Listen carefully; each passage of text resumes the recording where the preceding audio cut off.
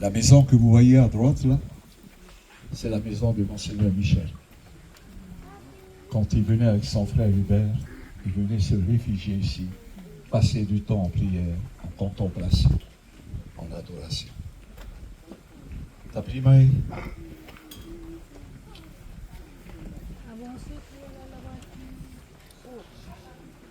Halmei Mone, je te prie, Halmei Mone.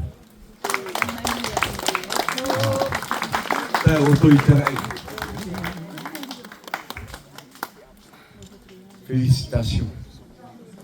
On est tous arrivés. Il y a encore des gens derrière. Notez bahai. Te whare ta autorité pai atau. Te whare parhei hiai, ora hiai, na epikopo e tōpiti. Mihaera upreto. I one rau harimai e pure. Papa i tarau mō puta. Whiruri no te mō parau no te ai epikopora. Te to rau hei puhapara. Paari au tui te whaa, tani ai to o. Te whaa mātou e.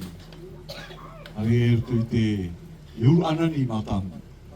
Ai te uru anani whaai te me. Ai te pai whahotu hui.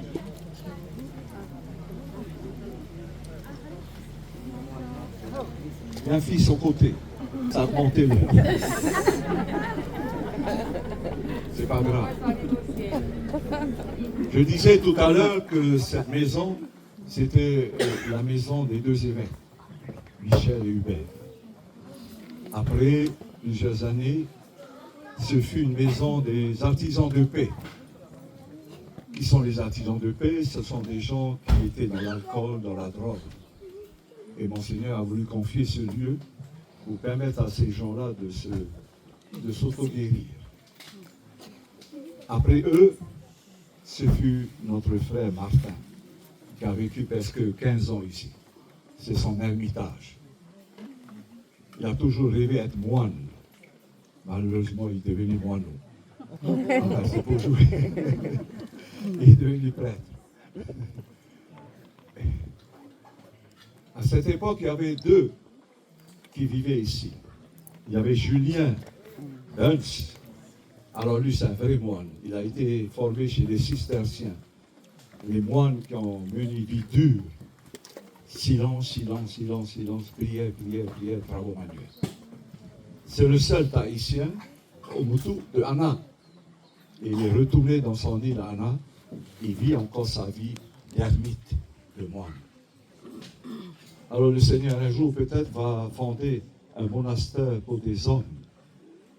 On a eu des tentatives, ça n'a pas marché.